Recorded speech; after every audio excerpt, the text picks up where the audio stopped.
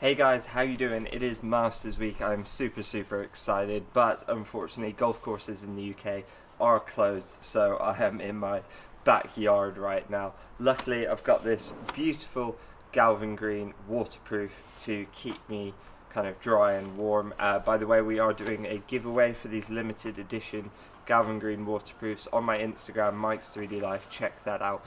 But today the main focus of what we're talking about is Rory Mcilroy and what he's working on in his golf swing and why, and also how you could maybe work on similar things, why you should work on similar things, how the body moves, and I'm even going to give you guys some drills as well to help you get these sorts of movements. So let's dive straight in and talk about what Rory's working on. So first of all, Rory's golf swing. I've just got a 7-iron here. I'm going to play you a quick clip of him on the range a few weeks ago and take a look at this.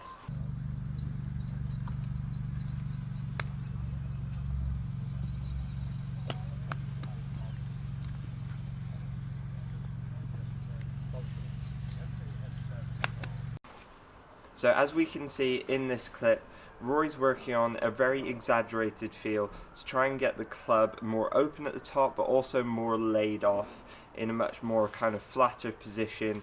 He's been getting a bit deep and a bit across the line with his iron swing and, well, all of his clubs at the top, and that's the feel he's trying to get in his golf swing. So now let's dive in and talk about why he's trying to get that feel, how you can get that similar feel, a few drills as well to help you guys. So first of all, Rory's golf swing, everyone knows it's this huge, big, wide arc golf swing, and he gets the club a little bit deep, keeps the width really nicely, gets the hands and arms quite low, but he gets this kind of right elbow quite out away from his body, and as you can see there, you can actually see quite a lot of the actual club face. So Rory obviously likes to hit a big high draw. Now this swing of his obviously complements a big high draw because he's got the club face in a relatively closed position and he's kind of slightly across the line, which is going to help him shallow out and get the club nice into out with a closed club face, hit those big high draws. But it's been going a little bit too into out. He's been getting some pushes and occasionally the big hook miss to the left. So he's trying to neutralize that a little bit. So how's he trying to do that in his golf swing? He's exaggerating this movement from here. He's trying to keep the club more in front of him, get the club face a little bit more open, and then as he gets to the top, exaggerate this kind of movement here. So this elbow's far more tucked in, the club's far flatter, and the club face is much more open. Now obviously this is an exaggerated movement, you wouldn't want to go that extreme with it, but this is a very common problem that a lot of people have, including myself, and you know, it can be a bit of a swing killer. It can get you really stuck behind. Rory does a good job of getting the club back out in front of him, but for me personally, it got me really stuck behind, lost a lot of power, strike was just all over the place, and yeah, it's not a good place to be. So let's talk about what are the two main differences between Rory, his current swing, and the swing he's working on now. One of my kind of immediate things that I like to think about with this swing is actually the left arm and the kind of rotation of it. So if we imagine my left wrist, if we imagine the back of my left hand, if I tried to keep that pointing towards the target, kind of internally rotated throughout the entire swing, it would very much look like this, with a big closed club face, kind of like Matthew Wolf style takeaway like that, but big closed club face, and get it quite deep across the line. You can see a lot of that club there, and you know, kind of similar to Rory, and you know, that's fine, but from that position there, it is kind of hard to get the club back out in front of us, have to work the arms quite hard. So, but obviously with this exaggerated move Rory's working on, he's letting this left arm rotate inwards more, so he's rotating the club face more open at the top of the swing. You know, this left wrist is, the back of my left hand is more pointing up towards the sky rather than being there. Back of my left hand is pointing more kind of over in that direction. So that's one thing. The other I want to talk about is with his right arm, his right elbow. He's trying to get that right elbow a bit more tucked in front of him. Obviously with his previous swing, the right elbow gets very kind of deep, very far away from the body here, which again helps him create a lot of power and get that big high draw, but it isn't always so great creating connection to the body, consistency, and if you want quite a neutral ball flight as well.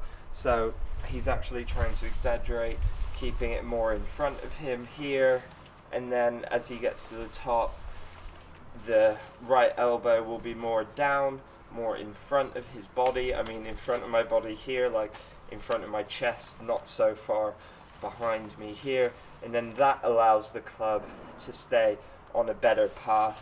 It also looks like he's trying to get his hands a little bit higher at the top of the swing.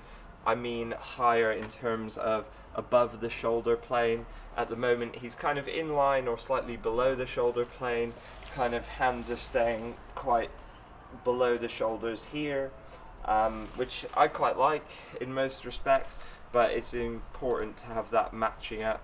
So he's trying to feel like the hands and arms work a little bit higher, which again is going to help that club get a little bit more laid off. Now let's talk about some drills that could help you get this feeling in your golf swing.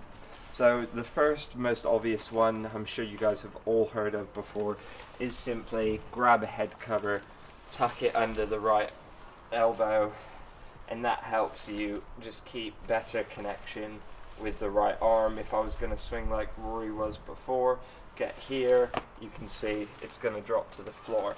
So that's the first one that I would say. There's quite a few more drills and different feels you can experiment with. You could put, for example, something on the back of your left hand. If you wear a glove or something, you could put a T or something. I've seen people do, you know, anything like that to help you be more aware of where your kind of left arm is pointing, the back of your left hand, how it's rotating in the golf swing, and everything like that. So basically, the two exaggerations of it would be if I didn't rotate my left arm at all, I could pretty much get the back of my left hand pointed back towards you in the camera, which means the club is super across the line. It's quite an uncomfortable position to be in. Or if I was going to do the opposite, massively roll that, then obviously the back of my left hand is much more towards the sky. You're talking someone like Daniel Berger, Sergio Garcia kind of movement, where the club is kind of super laid off and shallow, and then obviously rotate and turn through from there. It is important to understand what's going to work for your swing as well, kind of what ball flight you have, what ball flight you want to see. Do you want to get more neutral? You know, if you're a fader of the golf ball, typically you're probably getting the club face a little bit too open, maybe too laid off. That's what I've seen. And if you're a big drawer of the golf ball, you might be getting a little bit across the line. But it's super important to be filming your golf swing, guys, so that you know what's going on with it, you know where you want to go with it. And you know, this is obviously something Rory's doing, he's working on, and it's really interesting to see, you know, a professional golfer in this stage of his career who's been at the top of his game, not playing very well at the moment, but see what changes he's trying to make and why he's trying to make them. How do you guys think Rory will get on in the Masters this week? I think it's going to be a really interesting one.